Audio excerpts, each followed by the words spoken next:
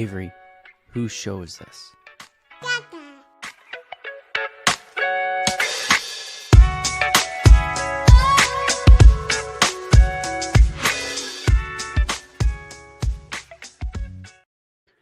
And we're live. Welcome, everybody, here to the Lakers Lounge Podcast. I'm Anthony Irwin, Senior Lakers Insider for and lead Lakers content creator for Offside. Joined on this fine Sunday evening by some really happy LA sports fans, right? So over the weekend, you had the Dodgers sign Kyle Tucker. You had the Rams win their playoff game in honestly miraculous fashion in Chicago. The Lakers beat the brakes off the Toronto Raptors. I guess we could, the Chargers were eliminated last weekend, so we don't really have to worry about that. And they're not really an LA team anyway. And the Lakers, they lost an ugly one Saturday night, but there was no show, so technically didn't count.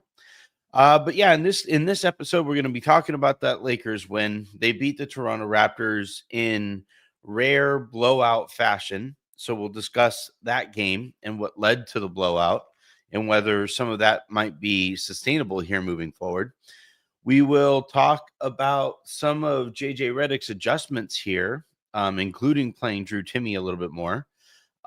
He basically, if you look at it in this kind of weird way, Nick Smith Jr., I don't think played. Bronny, I don't think played in this one. Bronny got first quarter minutes a game ago.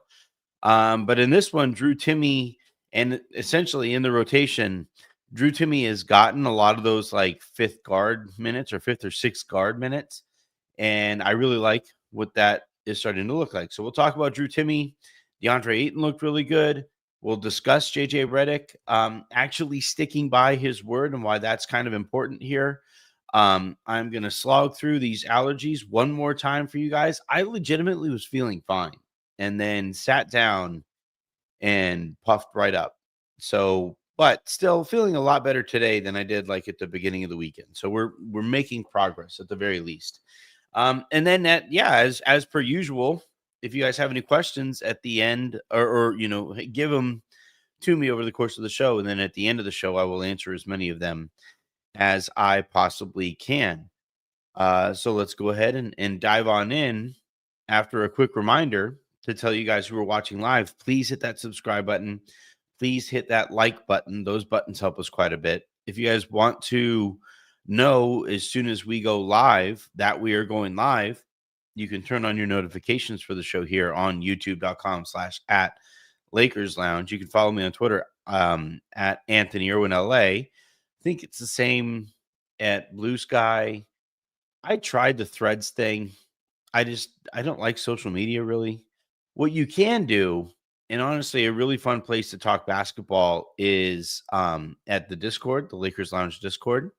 And eventually we're going to have some announcements to make as it pertains to Offside. So go to offside.gg to put your name on that wait list. And when those announcements go live, you'll really like them. I promise you're really going to like them. And then, if you guys are listening to the show in the morning via podcast, hit subscribe wherever it is that you get your podcast, preferably on Odyssey. But anywhere that you get podcasts is perfectly fine with me, so long as it actually registers as a podcast listen. All right, let's go ahead and talk about this game. So the Lakers, the final here for the Lakers on the second night of a back-to-back, they beat the brakes off the Toronto Raptors 110-93. Now, the game wasn't always looking like it was going to go in that direction. First quarter, Toronto actually led 30-23. Then the Lakers, they actually won the second quarter by, enough that they held a halftime lead. And I don't think, there might have been a couple of lead changes here and there. But for the most part, the Lakers, really kind of widened that gap third quarter, 32-26. And then in the fourth quarter, the Toronto Raptors only scored 13 points. 13. And I want to actually start with JJ Redick because, and I'm sorry that I'm still sniffling and coughing. I'm going to try to hit the mute button more frequently, like right now. Ready? I feel like the only people or characters who have ever snorted more than I have over the last like couple of weeks are everybody from Peppa Pig and Tony Montana. But anyway, so the JJ Redick says before the game that they want to expand their rotations and he wants to, try to emulate something closer to what we saw from the Lakers in that Atlanta game. And they're trying to keep their energy levels higher. This is, by the way, something that the rest of the league or several teams around the league are really doing is they really expand their rotations for these regular season games so that no matter who is playing, they're always playing at, something close to, their full energy level. And it's an interesting theory. I don't know how well it'll carry over to the playoffs, but for the sake of these regular season games and for a team like the Lakers, where is there really that big a difference between your 13th and ninth guy? There's a huge difference between your third and fourth guy, but like, it's kind of a weird graph in that you have like, Luka's way the hell up here, and then you have like, depending on how you feel about LeBron and Austin, they're a couple tiers down, and then after that, it's just like kaboom, like, but everybody is kind of at that kaboom level, and I think it's a pretty gradual drop off from, the rest of the roster there. And it's so gradual that you could probably get away with what JJ Redick attempted in this game and play more people and demand higher energy levels of those people when they are out there on the court. You look at even like LeBron only played 32 minutes in this one. Luka only played 34 minutes in this one. Ayton played 33. But outside of that, you had Jake LaRavia play 19 minutes. His minutes were way down. He was up in there the 30s there for a while before like Rui got back. Rui only played 21. Vando played 21. Drew Timme played 16. Gabe Vincent still played 17. It'll be nice when Austin comes back and we don't have to watch Gabe Vincent play basketball anymore. Jackson Hayes played 13 minutes. Dalton Connect only got out there for 2 minutes. And I think those were just of the garbage variety. Same with Nick Smith and Kobe Buffkin and Bronny James.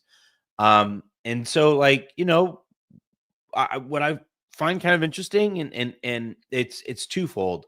I find this approach very interesting for this Lakers team, but I also find it very important that JJ Redick follow up, calling out the team once again for effort and, energy level and consistency and all of these things. And then follow that up with action, doing something to inspire a change in approach and behavior from the guys that he was calling out. Now, there's just not much you're going to be able to do if you call out a Luka, if you call out a LeBron, or if you call out an Austin Reeves. But if you call out like a Rui Hachimura and you feel like there's not much that you can do to really get through to him, then that's a Rui problem. And that's kind of also a JJ problem. So what he basically did here, and he kind of told everybody before the game, he was like, you know what? Fuck it. I'm expanding these rotations. I want everybody flying around to the extent that they possibly can. And I want to see if we can kind of wear down a Raptors team that was playing without two starters, right? They didn't have their injuries. They didn't have Pirtle, and they didn't have their wing, whose name I'm forgetting right now. But like, I thought it was kind of interesting here that for the Lakers, it was really like the effort level. Especially after Drew Timme and Jared Vanderbilt got into the game, the effort level kind of stayed at a pretty consistent spot. And I don't know. We're still pretty early on in this process or this experiment with this kind of rotation. And we will see what that rotation looks like when you have Austin Reeves come back. And the expectation is he plays 30 plus minutes a night. So that makes it a little bit trickier to get this deep a rotation. But I don't know. I don't need to watch 30 minutes of Rui Hachimura. I don't even need to watch 30 minutes of Jake LaRavia. There are very few people in this Lakers organization I want to watch 30 plus minutes of. It's basically LeBron, it's basically Luka, and it's basically Austin Reeves. Even DeAndre Ayton, I'm perfectly fine with him being at 25 minutes or so. If you also have Jackson Hayes available and you also have Drew Timme available. I liked that the Lakers went with the two big lineups because of Drew Timme's ability to space the floor. And basically, rather than go with like multi-guard lineups, the Lakers instead went with like multi-big lineups. And I thought that, that approach, what you cannot be is like be small and slow and also bad at shooting. And by having Drew Timme out there, you you turn the Lakers from small, slow, and a bad shooting team into a big, slow, and still probably pretty bad by like NBA team standards shooting team. But still, you at least check those other two boxes. You're big, and yeah, you're slow, but you're long and you're physical, and you can, like that poor Mamu dude, he kept on falling over. I thought he got shot a couple of times with the way that he was falling. DeAndre Ayton committed a hard foul on him. It was awesome. It was great. And I thought that the Lakers really kind of suffocated the Raptors with size. They went to a zone a ton in this game because the Raptors might be one of the few teams that shoot three-pointers as poorly, if not worse, than the Lakers do, given their personnel. And I just, I liked that look. I liked this version of the Lakers. And this has always been kind of my frustration with JJ Redick is like, oh man, we can't play defense. We need more defense. We need to play different defense. We need to do this on defense. We need higher energy level. We need higher give up lead. We need to be more consistent with the stuff. And then you keep on playing guys who don't bring those things to the table. And you keep on banging your head up against that brick wall. And eventually it's like, doesn't your head hurt, man? You're bleeding. And I, watched this game tonight and I saw a much higher give a bleep level. I saw a lot more physicality on both sides of the ball. I really like what Drew Timme is bringing to the team, especially as a floor spacer, in that he is actually like Maxi Kleba, the Lakers were hoping that he would bring a bunch of this stuff, and he has shot roughly as many threes this season as I have for the Lakers. So it's like I really like that, the ball swings away around to Drew Timme and he gets ready to shoot it. And I'm like, there's a good chance this is going in. He's got a nice clean look from three, and that changes the geometry of the court, and that opens things up for LeBron and Luka, especially if they're going to play more from the post. Timme really opens up the those guys' ability to play from the post. He makes up for Jared Vanderbilt's poor shooting as well. Vando was able to play a game today where he shot one time and was a game high plus 25. I think that had a lot to do with the fact that he played a lot of his minutes with Drew Timme, who makes up, for positional spacing for Jared Vanderbilt's lack thereof. So there was a lot, I think, to like from this one. Am I going to, anoint the Lakers in ways that we would have liked to have anointed them? No, but it was a very important pump the brakes, get the car going in the right direction type of game. And I thought that a lot of the tweaks to the rotation and the guys who were actually out there to play do make the Lakers a much better team, which, is the whole damn point. Let's talk about Drew Timme. And, obviously he went off the other night, right, on Saturday night against the Portland Trailblazers. And as a result of that, right, you had a lot of Lakers fans and even Stu Lance was like, hey, where's Timme? A lot.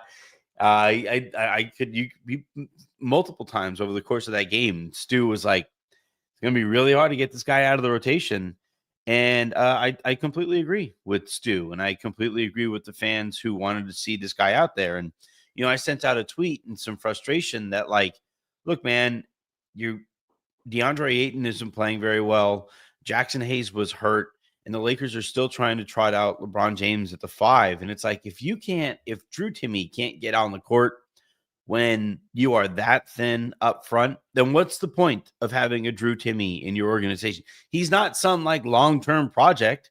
It's not like 5 years from now you're going to be like, oh man, thank God I hung on to that Drew Timme stock. He's not a penny stock. He's like he was a longtime college player, crazy good basketball IQ, can space the floor, plays physical. I actually really like his motor as like a rim runner. Not that I'm like, Drew, go run to the front of the rim and jump. Let's go throw this back. But like, you watch him run, like, literally just his gait is pretty smooth for, a big white dude. Like, you normally, white guys are running up the court. And you're like, dude, do you have weights in your shoes? But Drew, I actually think, is kind of light on his feet, runs up and down the court really well, actually really tries to sprint back on defense. So I really enjoy that about his game. Obviously a really good passer. That's been the deal with him since he was in college, I believe at Gonzaga, right?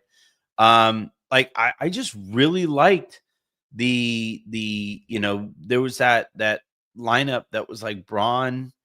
It was let's see what it was. I think it was like Marcus Smart, LeBron, Rui, Vando, and Timmy.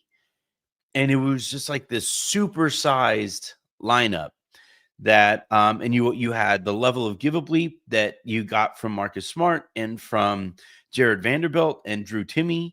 You had finishing ability and floor spacing from Drew Timme, and from LeBron is considered a threat from deep, and Rui is obviously the Lakers' best shooter. So you had those boxes checked. You have a point of attack defender and Marcus Smart, right? And I think that was a lineup that was out there when the Lakers went on that run that really kind of flipped the game. And that's a group that I would like the Lakers to continue to go back to. And, eventually, like, there were some Drew Timme and Jackson Hayes minutes that were certainly interesting and something that I would like to see again as well. Just like, my thing is, you have LeBron, you have Luka. You're not going to be some small, zippy, drive and kick 3-point shooting team. That's just not who you're going to be. You're getting, when you have LeBron and Luka on your roster, you're going to be a team that bludgeons teams to death, suffocates teams with winning the possession battle and being hyper efficient in the half court as you're winning that possession battle. And so, like, for me, you have LeBron, you have Luka, you have Austin. You want to surround those guys with role players who either finish possessions, create extra possessions, or limit the number of possessions that the other team gets.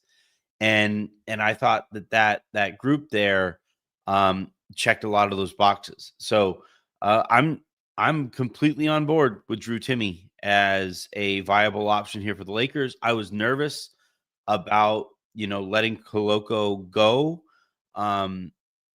for Drew Timme, but seeing as Koloko was never going to get an opportunity, and seeing as like, Drew Timme is going to get an opportunity from JJ because he can shoot, because he's I probably slants a little bit more offensive. Like, that's the kind of center that I think JJ will give more of a look to than the Christian Koloko variety. And I just really think, like, the Lakers need as many guys who can play with such energy that the rest of the guys on the roster are like, damn it, all right, I guess I have to play at something similar, a similar level of energy, just for the sake of, like, not looking lazy next to this guy. So I really liked what we saw from Drew Timme, and hope we get to see more of it. The next guy I want to talk about, the next big I want to talk about, is DeAndre Ayton. And Thursday, I think I compared him to a Great Dane.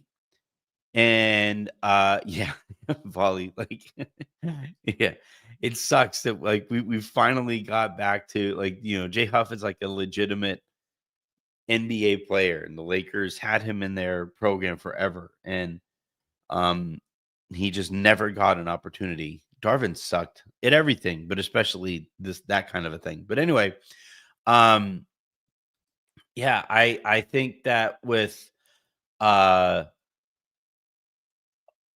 Ayton, I had said so that the criticisms that I had was like, when was the last time you saw this dude pick up a flagrant foul or really knock somebody down? Well, he did that tonight. Mamu had that drive to the basket. Ayton came over, gave him a good hard foul. Mamu had to like lie on the ground for a little bit. And I was like, hell yeah, perfect. That's great. There was a couple of plays too. I mean, like Deandre Ayton had like a perfect game today. He was 10 of 10 from the field. Oh, no, take that back. He missed a free throw. But 13 boards, 1 assist, 1 block, no turnovers, was a plus 20 in the game. And, like Toronto without Pirtle, they're just a very small team. They start Colin Murray Boyles at center, and he's like 6'8", maybe 6'7", not very tall. Now they make up for it with positional size everywhere else, right? Brandon Ingram is a tall, long dude. Scotty Barnes is freaking huge. Emmanuel Quickly is like a big guard for his position. Agbaji is a big wing, like 2-3 type guard.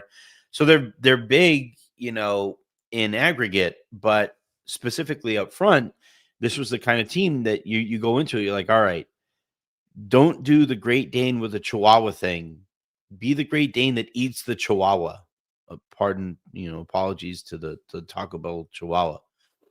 That's what I wanted to see. And I thought we got that from Ayton. I thought he was very physical on both sides of the ball. He said after the game, Mike Trudell asked him, like, what went into, what made you so effective today? He was like, I hustled. I ran down the court. I got good post position. And I made it so that these guys had to pass it to me, and he talked about how JJ Redick really challenged the Lakers and told them, hey, take pride in your defense. Where's the pride in your defense? And he played with pride on that side of the ball too. So it was an excellent DeAndre Ayton game. And if I'm going to be as hard on him as I was, whatever the last pod was, I also got to, sing his praises when he plays really well. And I thought he was excellent in this game. So more of that, man. Like I think there is a 1-to-1 correlation between how good the Lakers look and how well DeAndre Ayton plays. I think it's direct. It's a straight line. There's a dot here. There's a dot here. When DeAndre Ayton plays well, the Lakers play well. When DeAndre Ayton plays poorly, the Lakers look significantly worse. And the Lakers have to figure out a way, whether it's, attempting to get DeAndre Ayton to be more consistent. Like, he's not going to be 10 of 10, 25 and 13 every night. That's not going to be who DeAndre Ayton is. But if you can keep him like 15 and 10 on obviously really good efficiency offensively, have him be the one nice thing actually with Drew Timme playing the way that he is actually Ayton can get into some foul trouble and you still have 2 viable bigs behind him. So like if you're Ayton, be physical. Somebody drives into the basket. All right, maybe you don't block their shot, but you beat the brakes off of you. You hit them hard.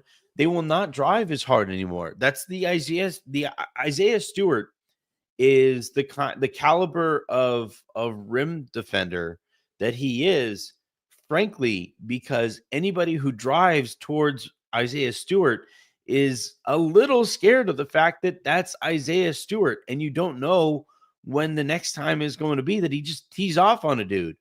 And, with Jackson playing the way he has so far this season, and with Drew Timme now playing the way that he has recently, Ayton can afford to pick up a foul here and there.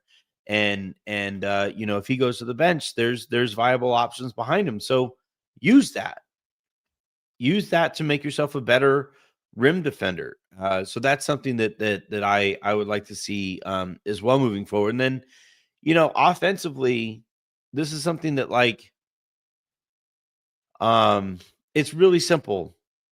And he talked about it after the game, but it's just, if you make it painfully obvious, obvious to the point that there are accounts on Twitter that, screen grab possessions where Ayton has incredible post position and Laker X is not giving him the ball there.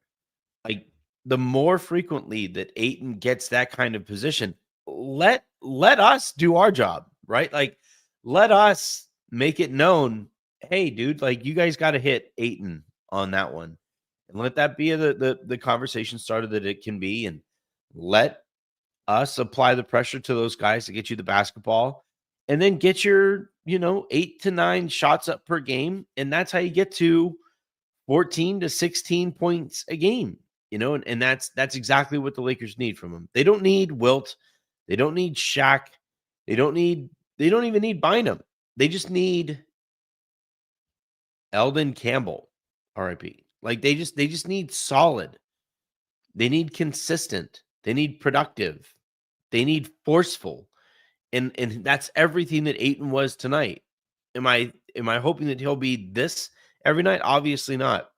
But can he be 75, 80% of that every single night? That's how you get paid again, Deandre Ayton. You don't get paid based off of super high highs and ridiculously low lows. You get paid by being a consistently solid center. That's what all these teams want from that position. Just be predictable. Allow your production to be predictable. And that's all anybody wants from you. All right. Let's go ahead and dive on into some of your guys' questions. And see what else you guys want to talk about. Let's see. Felt like the LeBron, Timme, Ayton, Vando, Smart lineup pushed the pace. Yeah, I think Ayton was a part of this too. Ayton talked about it after the game. He was like, "Get out and run." Here's the thing. LeBron James is probably the best transition weapon that has ever existed in the NBA. Ever. Right? There is no more devastating weapon, maybe in the history of the sport, than LeBron in transition. And yet, he's always wanted to play slow. And it's driven me nuts. Now, I understand it because he's also such an effective half-court player as well. He's such a smart half-court player that he's like, yeah, if we just limit the number of possessions and we are better in the half-court than they are, then that's how I can rack up wins in especially important games, right? So I understand where he's coming from, but with this team, as it kind of figures itself out, I've always been like, fucking run, get out there and go. And especially on stops. And I thought tonight, that group, the biggest difference I would probably say is that group on stops got out and ran. You had that highlight in and out that Vando had that led to a breakaway dunk. You had, Ayton running down there and getting early and deep position to be able to just turn over whichever defender was there. LeBron had an and one during that stretch as well. It was just, when the Lakers have the horses to be able to run, and they have incredible hit ahead passers in Luka and LeBron and Austin and even Smart. So just go. If you're a Laker wing and the other team shoots it, fucking go as soon as you see that the Lakers have the basketball, that your teammates have the basketball, because, there's a really good chance all those guys are really, really good at looking ahead and seeing what's going on up there. And also, that applies to all of those guys too. If Luka sees LeBron has the ball, get on your horse, get out there, go. LeBron has actually been really good at leaking out and getting some of those long passes from Luka. More of that. When LeBron and Luka and Austin are on the court together, and Austin is a very good positional rebounder as well. Austin gets a rebound, he should look to push, and Luka and LeBron should be filling a lane. So that's something that, get out there, run, and compound how good you are in the half court with even more efficient possessions in transition. And that's how the Lakers become, top offense in the league type caliber. Let's see. Uh, Siskel, Drew Timme might be the next Şengün. Probably not, probably not, but, we can dream. Should we trade user KM4WK? Should we trade Rui at this point? He doesn't fit in the starting lineup, and he's not that effective off the bench. Yeah, I was hoping that the energy level wouldn't dip so noticeably. I will say today he got his shots up, and I think the Lakers bench was significantly better as a result. Rui was a +8 in this game, which is, still not ideal, seeing as the Lakers won by 20 or whatever. But like that's how he is a positive force for the Lakers, is by getting out there, offering spacing for bench units, and producing at in lineups that sometimes kind of lack offensive firepower. That's what he's got to do. And then you also got to go out there and defend and rebound and run. And if he continues to do that, great. Like if he accepts coming off of the bench as his role, then great. If he doesn't, what are you going to do? Like you can't not trade him and then also not sign him to an extension and then lose a player as talented as Rui for nothing. So maybe you attach a first rounder to Rui and you see what caliber wing you can bring back, and you kind of move that way. Does sound like that's kind of what the Lakers are like. I've heard quite a few instances where, the offer is Rui and a first for MPJ, or, Rui and a first for DeAndre Hunter, or maybe not a first for Hunter, because Hunter has a longer contract and he hasn't been very good this year. But like that kind of a, those kinds of wing for wing swaps is something that the Lakers, from what I'm hearing, they're trying to do, and we'll see if they're able to accomplish that. But yeah, like to answer your question as simply as possible, should we trade Rui at this point? Yeah, probably.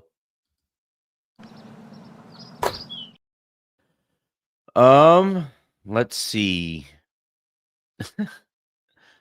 Drew Timme is a bigger, slower Austin Reeves. Yes, you're right. They are both white. That is in fact true. User KM4WK, I swear some of the boneheaded plays Marcus Smart does make me believe he's point shaving. He tried a windmill dunk. He also had a couple of weird possessions where he was trying to back down a defender and just kept getting the ball knocked from behind him, and just kind of lost the ball on a couple of plays. It's been a weird stretch here because he had that one game where he just, like, for some reason went 1-on-5,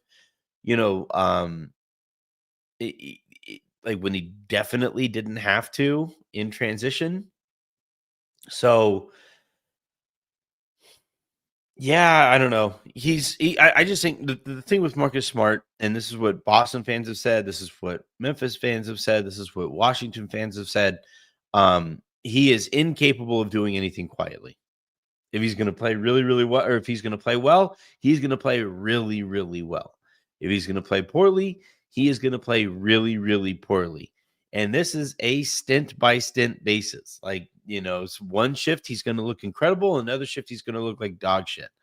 And this is just kind of who Marcus Smart is. And you just got to, try to figure out ways to make it so that you get more frequent, really good shifts than the other variety. All right, the next one is gonna come from user again. Mark Walter has a great farming system already with South Bay. Just this amount, of NBA rotation players they have developed. They just need an elite scouting department. Yeah, that'll be something that they invest in pretty heavily this summer, I believe. Now as far as like the South Bay Lakers and stuff like that, I mean, they're doing all right. I wouldn't say that they have such a crazy hit rate, like Nick Smith Jr. has been pretty good, but he's, definitely fallen off a little bit recently. Kobe Buffkin had a good shifts here and there, but I don't really see it necessarily with him. He's a little too slow for my liking. And then, but like, uh, there are you have Drew Timme playing the way that he did, and if he is now, look, we have seen this with those other guys, right? They start hot and then they kind of dissipate a little bit. I hope that isn't going to be the case here with Drew Timme, and if that is going to be the case, then we got to see like what he kind of averages out to. But I look, Mark Walter and his people haven't been there long enough for you to truly see how crazy their minor league system could possibly be. The Dodgers have literally, at a time when they have won 2 straight World Series and have a multi-billion-dollar roster, on the parent team, the Dodgers have the best minor league system in the sport, according to the people who grade those things.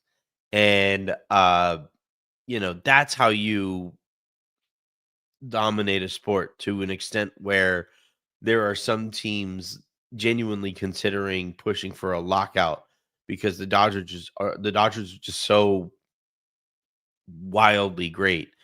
It I don't know if you can do that in the NBA.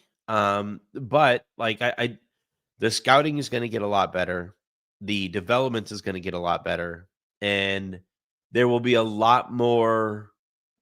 The G League team, the South Bay Lakers, and the actual Lakers are going to be a lot more synced up than they have been so far. And I think JJ has been a lot better at that than Darvin Ham was, and than even Frank Vogel was. I think JJ has been very good with that stuff. I thought that last year they really cycled through their two-way guys to a really good and productive extent.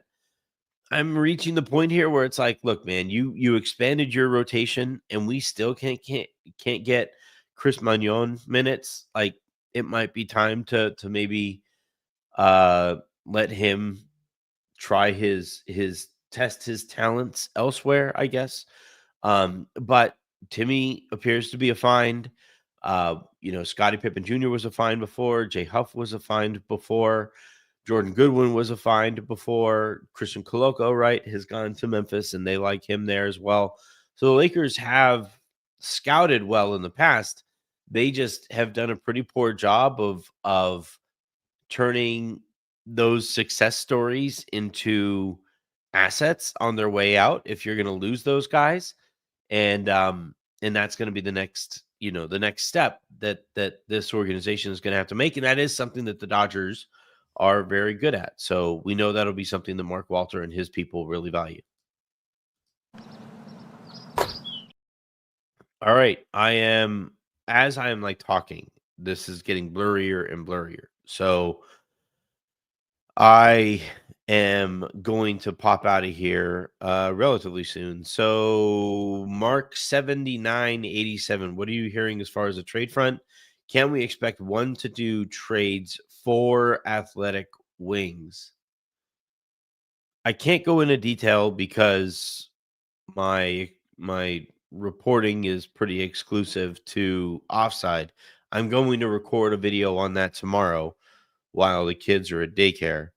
So keep an eye out for that. Again, offside.gg is where you can find that stuff. And then obviously on Anthony Irwin LA and my TikTok, which I think is also Anthony Irwin LA. But the Lakers, look, they understand that they need to address the wing. They understand that they probably need to pick up 1 or 2 starters over the next 2 or 3 transaction windows. in order to maximize their opportunity with Luka.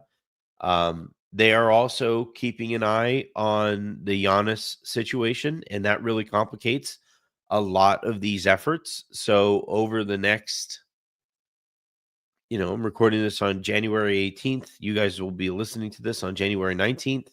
If you're listening to this in podcast form, the trade deadline is on February 5th. So that is few weeks away. And basically, the whole league is looking at Milwaukee, waiting for Giannis to, stop with the talking out of both sides of his mouth and, say one way or another, I am not being traded. Not this I'm here now nonsense. Him coming out and saying, I am focused on being a Milwaukee Buck for my entire career.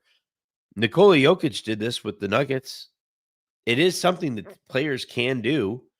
So the league is looking for Giannis to either do that or to kind of man up and either he or his agent go to the Bucks and say, it's time to start planning for your future and my future, which are no longer linked in the way that they were. And let's try to move on.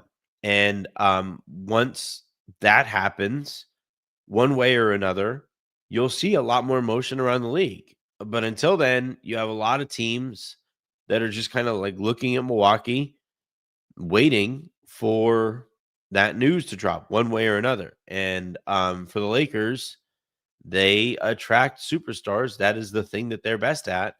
And they are very much operating in the same way. So they're going to try to, kind of thread that needle, navigate that tightrope to, bring in the personnel that they know that they need, the personnel upgrades and fit upgrades that they know that they need, while also keeping an eye on this Milwaukee situation. And if it does appear that, Giannis is either going to ask out over the next few weeks or, heading into next summer, then the Lakers will pounce, or at least try to pounce. And if they find out that they don't have a chance at him, then they'll move on at that point. But, their focus is still going to be on Giannis, and we will see how effective they can be at either getting him or building while they wait to have a chance at him. All right. The next question here, can we just trade Gabe and save JJ for himself? It's going to be interesting to see what the rotation looks like when Austin comes back. We're probably 10 days to a couple weeks away from, some kind of an update on Luka, or not Luka, Austin. But if you get Austin back and you're playing smart, Smart, I think should be higher in the rotation than Gabe, and you're going big and you're playing Drew Timme and you're relying on size and wing depth and the stuff that the Lakers did tonight, then there is no need for Gabe in the rotation when Austin comes back. And I'm hoping that that's what we see from JJ Redick, but that isn't always what we've seen from JJ Redick. So we'll kind of see. But I think KOC reported that the Lakers are trying to use Vando and Gabe, to go out and probably some draft compensation to go out and get another wing, or a wing who fits a little bit better. That's probably pretty close to the trade package that they talked to Cleveland about Hunter for. So we'll see. We'll see how how successful they are in those efforts. But Gabe is an expiring contract. He is a respected veteran around the league. He's, I would say, a positive asset right now in the NBA. And for a team that doesn't have very many positive assets, it makes it more likely that the Gabe, being one, is one of the things that they'll use to improve the roster. All right. That is going to do it here for this episode of the Lakers Lounge podcast. Thank you everybody for tuning in and hopefully subscribing and hitting that like button and telling your friends about the show, all of that good stuff. The plan this week is, well, the Lakers have a bunch of road games. So Raj and I will be here basically every other day for the foreseeable future, talking about whatever game we just watched the Lakers play. Harrison will be in. This is a hook episode week, so we'll have that on Friday. Been talking to Jovan about like when he and I want to podcast again soon, and if it'll be a home and home kind of situation, or if it'll be one way or another, I don't know. But all of that good stuff to look forward to, as well as other guests and stuff that that I pick up as somebody that I might want to talk to. So until then, and until the next time you guys hear from me, I'm Anthony Irwin saying have a great rest of your day. Make somebody else's, and I will talk to you guys tomorrow. Have a good one, everybody. Bye, everyone.